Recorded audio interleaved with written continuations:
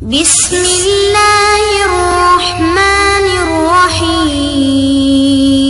اللہ الرحمن الرحیم۔ عزیز طلبہ کرام، السلام علیکم ورحمۃ اللہ وبرکاتہ۔ ہم آج عالم اسلام کے وسائل و مسائل کا سبق نمبر 123 پڑھیں گے۔ ہمارا آج کا سبق مغربی تہذیب کے مضر اثرات سے انسداد کی تدابیر پر مشتمل ہوگا۔ سبق کی جانب آنے سے پہلے پچھلے سبق کا خلاصہ جان لیتے ہیں۔ ہمارا پچھلا سبق عالم اسلام کے مسائل پر تھا اور اس میں سے ہم نے فکری مسائل کا جائزہ لیا۔ پچھلے سبق کا پہلا پوائنٹ اسلامی ممالک میں مغربی تہذیب کی یلغار اور لادینی نظریات کا فکر اسلامی سے تصادم کا جائزہ تھا۔ دوسرا پوائنٹ مسلم ممالک پر مغربی تہذیب کے اثرات تھے۔ تیسرے پوائنٹ کے اندر ہم نے مغربی تہذیب کے سیاسی اثرات کا جائزہ لیا۔ چوتھا پوائنٹ مغربی تہذیب کے معاشی اثرات پر مشتمل تھا، اور پچھلے سبق کا ہمارا سب سے آخری پوائنٹ مغربی تہذیب کے معاشرتی اثرات سے متعلق تھا۔ آج کے سبق کی اہم ابحاث جان لیتے ہیں۔ آج کا سبق ہمارا مغربی تہذیب کے مضر اثرات سے انسداد کی تدابیر ہے۔ سبق کے پہلے پوائنٹ کے اندر ہم ان تدابیر کا جائزہ لیں گے۔ دوسرے پوائنٹ کے اندر ہم کمیونزم کی ناکامی اور امت مسلمہ کے متعلق پڑھیں گے۔ آج کے سبق کا ہمارا تیسرا پوائنٹ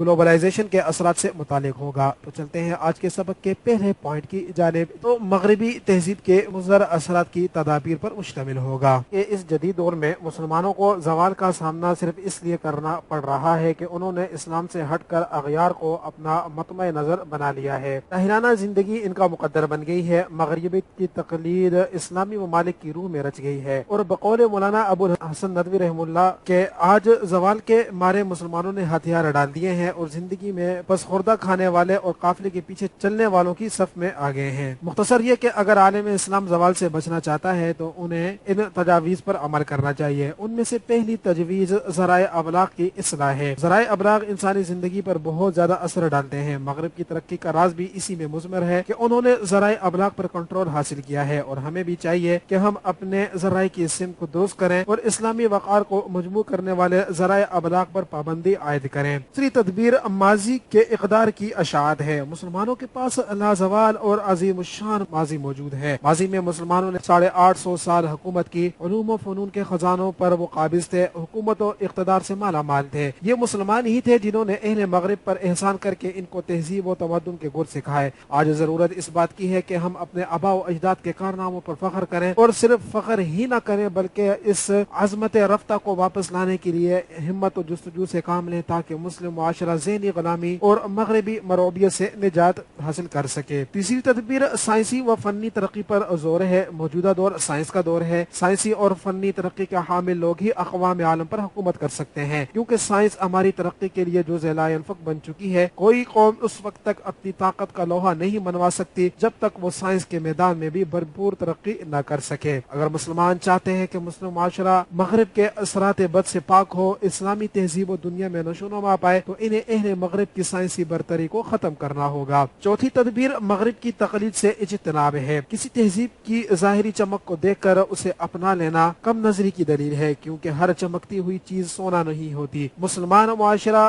سے مغرب کے مضر اثرات کا خاتمہ کرنے کے لیے ضروری ہے کہ مسلمان مغرب کی اندھا دھند نقالی سے باز رہیں، لیکن مسلمان بدقسمتی سے اس حقیقت کو سمجھ نہیں سکتے اور خیر و شر کی تمیز کیے بغیر چلنے لگے۔ مغرب کی ہر بات کو جدید سمجھ کر اپنانا فرض سمجھنے والے مسلمان اس بات کو بھول جاتے ہیں کہ جدید تہذیب نے انسان کو بے شمار مادی چیزیں دی، مگر یہ سب اس کے باوجود اس کے وجود کے نصف حصے کو تسکین دے سکتی ہیں، بقیہ نصف حصے کے لیے اس میں کوئی تسکین نہیں ہے۔ پانچویں تدبیر عالم اسلام کا اتحاد ہے۔ مسلم معاشرے کی موجودہ حالت کا اگر جائزہ لیا جائے تو ایک چیز بڑی واضح نظر آتی ہے، وہ مسلمانوں کا عدم اتحاد ہے۔ مسلمانوں میں بطور اقوام نہ یگانگت ہے اور نہ ہم آہنگی۔ اس لیے ضرورت اس امر کی ہے کہ مسلمان ممالک میں اتنی بیداری اور اتنا شعور پیدا ہو کہ وہ اپنا ایک مشترکہ نصب العین مقرر کر سکے اور پھر اس کو حاصل کرنے کے لیے متحد ہو کر کوشش کریں۔ دین کے احکامات پر عمل کرنے سے ہی وہ اتحاد جیسی نعمت حاصل کر سکتے ہیں۔ پانچویں تدبیر ترقی یافتہ ممالک سے استفادہ کرنا ہے۔ ترقی یافتہ مغربی ممالک ہمارے لیے مشعل راہ ہیں۔ ان ممالک نے ہمارے اسلامی اصولوں سے راہ راست لے کر ترقی کی ہے۔ ہمیں بھی ان ترقی یافتہ ممالک کی طرح محنت و کاوش کر کے آگے آگے بڑھنا چاہیے اور مغربی ممالک کی برائیوں سے کنارہ کشی اختیار کرتے ہوئے اچھائیوں کو اپنانا چاہیے تاکہ ہم بھی ترقی یافتہ ممالک کی صف میں شامل ہو سکیں۔ ساتویں تدبیر نظام تعلیم کی اصلاح ہے۔ ہمارے نظام تعلیم میں بے شمار خامیاں ہیں، کہیں لارڈ مکالے کا وضع کردہ نظام تعلیم ہے اور کہیں مغربی نظام تعلیم کی اتباع کی جا رہی ہے، اور ہمارے نظام تعلیم کا رونا روتے ہوئے اقبال نے کیا خوب کہا، گلا تو گھونٹ دیا اہل مدرسہ نے تیرا، کہاں سے آئے صدائے لا الہ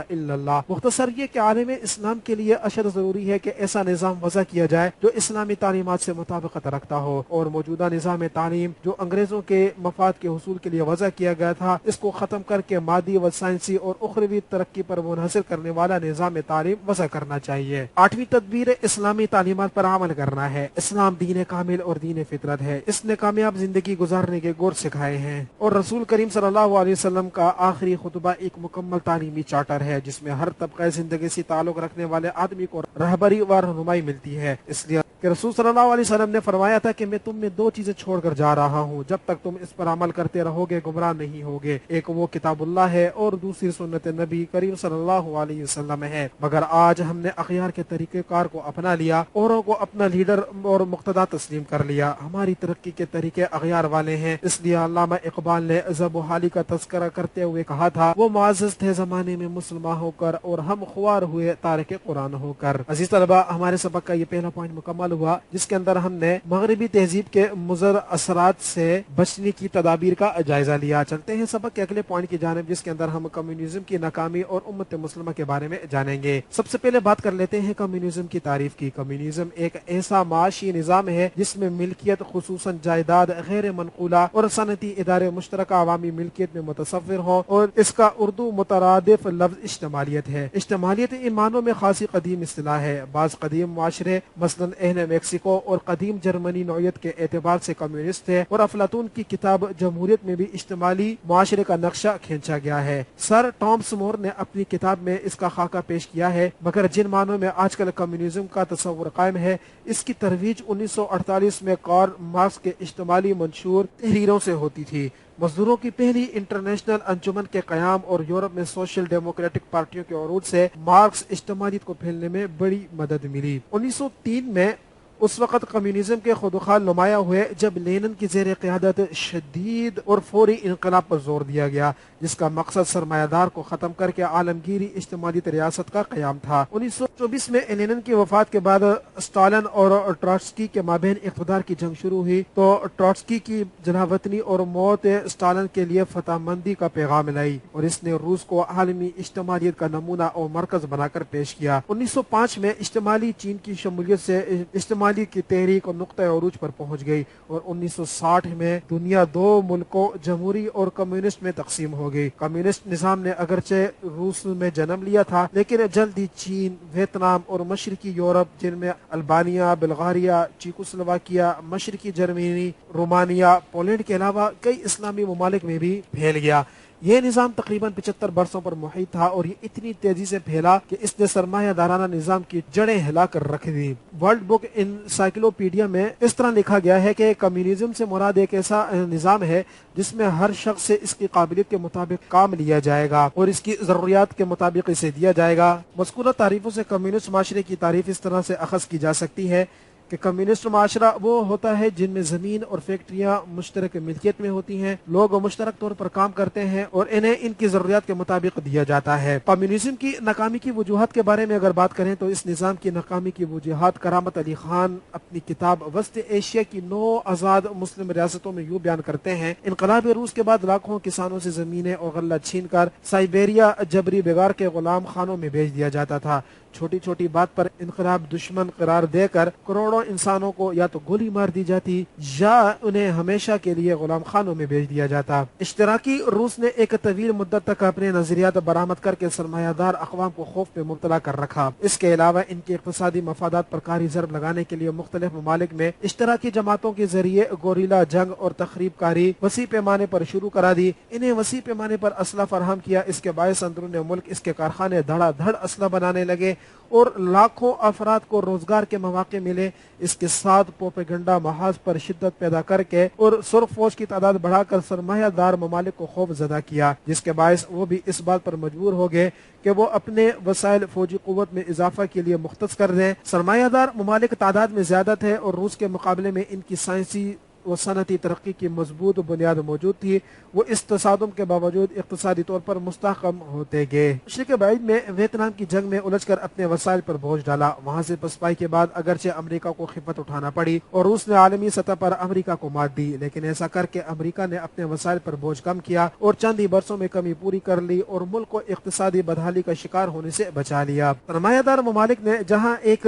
طرف الیکٹرانک ذرائع ابلاغ سے بھرپور فائدہ اٹھایا اور ٹیلی ویژن سے روس کے اندر رائے عامہ کو متاثر کیا، تو دوسری طرف وہ روس کو اقتصادی طور پر بے روزگار کرنے کی فکر میں لگے رہے۔ اتفاق سے قوت اور کامیابی کے نشے میں معمور سوویت روس اپنے ہی بچھائے ہوئے چال میں اس بری طرح سے الجھا کہ اس کی عظیم قوت اور سلطنت ریزہ ریزہ ہو گئی۔ جب روس افغانستان میں تقریباً اپنے پنجے گاڑ چکا تھا تو یہ کہا گیا کہ روس ایک ایسا ہاتھی ہے جہاں وہ اپنے قدم جماتا ہے وہاں سے پیچھے کبھی نہیں ہٹتا۔ دوسری جنگ عظیم کے نتیجے میں بہت سی سلطنتیں اقتصادی کساد بازاری کا شکار ہو کر اپنے مقبوضات چھوڑنے پر مجبور ہو گئی تھی، لیکن جو پسپائی، ہزیمت اور ذلت سوویت یونین کی قسمت میں لکھی تھی، نہ صرف یہ کہ اس کی پہلے کوئی مثال نہیں بلکہ اس کے سبب کمیونزم کے فلسفے کی بساط ہمیشہ کے لیے لپیٹ دی گئی۔ سوویت یونین کو کمزور کرنے اور کمیونزم کی عمارت کو پاش کرنے میں بلا شبہ امریکہ نے اہم کردار ادا کیا۔ لینن جو اس فلسفے کا سب سے بڑا علمبردار تھا، اس کا مجسمہ ماسکو کے ریڈ اسکوائر سے ہٹا دیا گیا۔ روس کے صدر کو بلاخر اس نظام کے بارے میں کہنا پڑا کہ اس نظام کا تجربہ کسی چھوٹے ملک میں ہونا چاہیے تھا، تاہم کمیونزم ایک متحرک معاشی نظام کی حیثیت سے دنیا میں مار کھا گیا تھا۔ اقتصادی پہلو کے علاوہ اشتراکی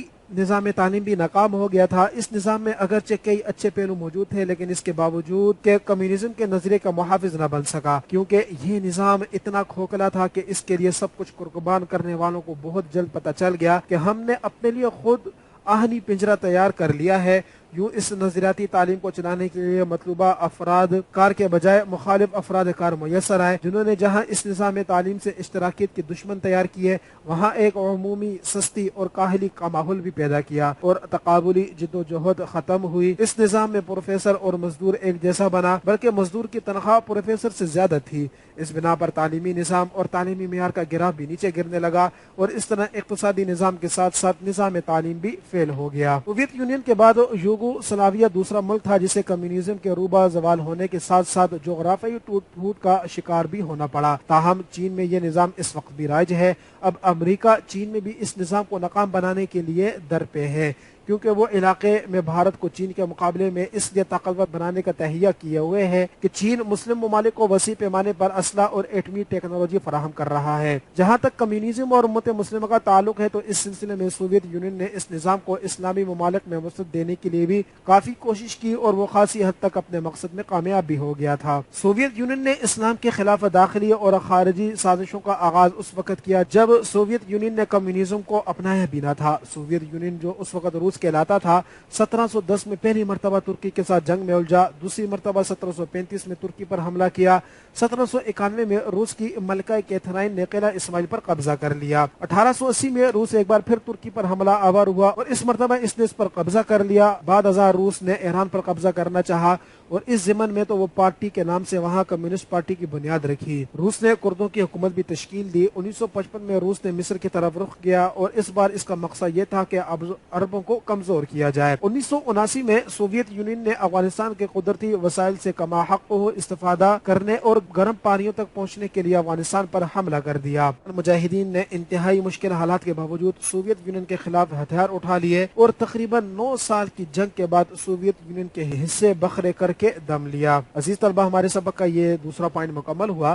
چلتے ہیں آج کے سبق کے اگلے پوائنٹ کی جانب، جس کے اندر ہم گلوبلائزیشن کے اثرات کا جائزہ لیں گے۔ سب سے پہلے اس کی تعریف جان لیتے ہیں کہ یہ ایک ایسی عملیت ہے جس سے ساری دنیا کے لوگ ایک معاشرے میں متحد ہو جائیں اور تمام افعال اکٹھے سر انجام دیں۔ گلوبلائزیشن ایک مسلسل جاری رہنے والا عمل ہے جو شاید ازل سے جاری ہے۔ اس کا اہم ترین مقصد تمام دنیا کو اکٹھا کرنا یا ممکن حد تک مشترک کرنا ہے۔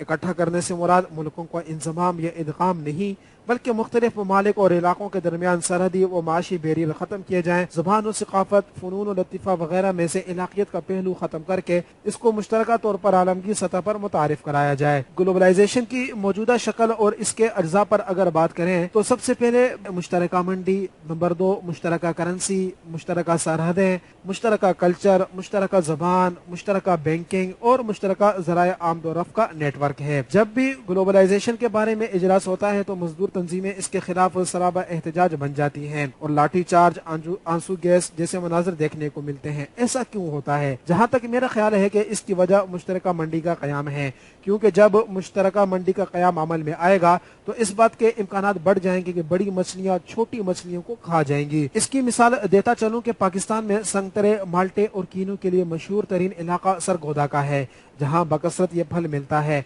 एक वक्त था कि यहाँ के मकामी लोग इस फल को खाते थे और गिफ्ट बेचते थे, मगर अब हालात बदल गए। देर तक कोल्ड स्टोरेज में इसको स्टोर करने और केमिकल की बदौलत दूर दराज तक भेजने के इंतजामात हो गए हैं, इसलिए मकामी लोगों को ये फल आमतौर पर मुयसर नहीं। अगर मुयसर है तो आला मयार का नहीं, क्योंकि लाहौर, इस्लामाबाद तक की मंडियों में रसाई की वजह से आला मयार का माल वहाँ भेज दिया जाता है, क्योंकि वहाँ के लोगों की कुव्वत खरीद इन मकामी लोगों की निस्बत से ज्यादा है और वहाँ तमाम आला वैरायटी भेज दी जाती है। वही कीनू जो आज से 10 साल पहले वहाँ आम कम कीमत पर मिलता था, अब इसका रेट ज्यादा हो गया है, जो आम आदमी के बस की बात नहीं। ग्लोबलाइजेशन में इंसानी हकूक की अगर बात की जाए तो इंसानी अजमत व वक़ार अजीम तर चीज़ है, इसे पामाल किया जा रहा है। आलमी मंडी की शराइत दुनिया भर में गुर्बत में इजाफा कर रही हैं और दूसरी जानिब मजदूरों का इस्तेहसाल आम हो रहा है। एक बेहतर मुस्तकबिल की जमानत बैनुल अक़वामी क़वानीन वज़ा करके ही मुमकिन हो सकती है। इंसानी हकूक़ के तहफ़्फ़ुज़ के लिए क़वानीन वज़ा करने का मकसद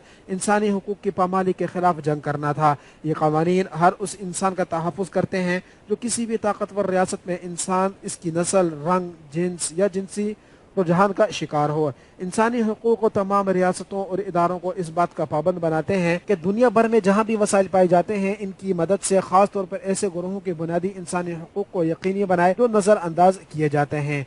मुख्तसर ये कि ग्लोबलाइजेशन के इस दौर में इंसानी हकूक़ के तहफ़्फ़ुज़ में नक़ाइस पैदा हो गए हैं। अक्सर व बेशतर आलमी सतह पर काम करने वाले आजरीन बहुत कम ही कौमी अदालतों के सामने जवाबदेह होते हैं। इस तरह बैनुल अक़वामी क़वानीन में कोई खातिर ख्वाह बेहतर रूनुमा नहीं हो पाती। मकामी हुकूमतें व तफ्तीशी इदारे भी अक्सर व बेशतर बदअनवानी का शिकार हो जाते हैं और इस तरह रोजगार फराहम करने वाली बड़ी कंपनियों के अंदर भी बदअनवानी का रुझान पैदा हो जाता है। मुस्लिम दुनिया को इंफॉर्मेशन टेक्नोलॉजी के शोबे में बाकायदा कम्युनिकेशन सिस्टम, जदीद हुनर और आलात के फुकदान की सूरत में एक बड़े चैलेंज का सामना है। गैर मुस्लिम ममालिक के पास इंफॉर्मेशन टेक्नोलॉजी के तमाम वसाइल और ज़राए बदरजा अतम मौजूद हैं।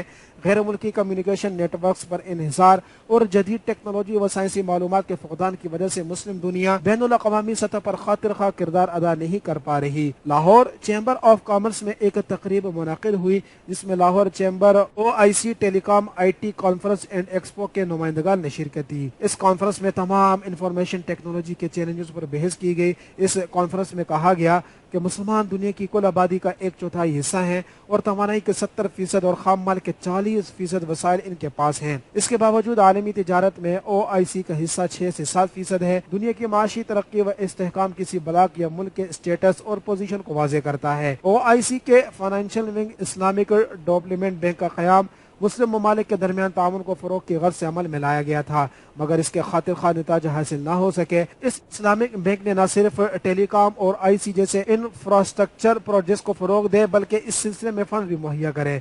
मुश्तरका इस्लामी मार्केट खासतौर पर इंफॉर्मेशन टेक्नोलॉजी के चैलेंजों का सामना करने के लिए एहतमाम करे।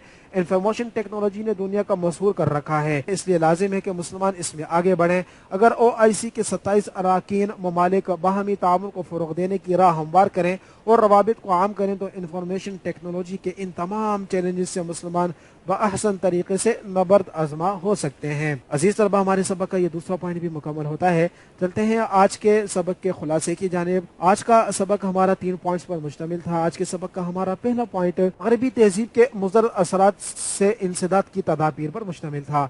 दूसरे पॉइंट के अंदर हमने कम्युनिज्म की नाकामी और उम्मत मुस्लिमा के मुतालिक पढ़ा। आज के सबक का हमारा सबसे आखिरी पॉइंट ग्लोबलाइजेशन के असरात का जायजा था। तो इस खुलासे के साथ ही सबक मुकम्मल होता है। अस्सलामु अलैकुम वरहमतुल्लाहि वबरकातुहू।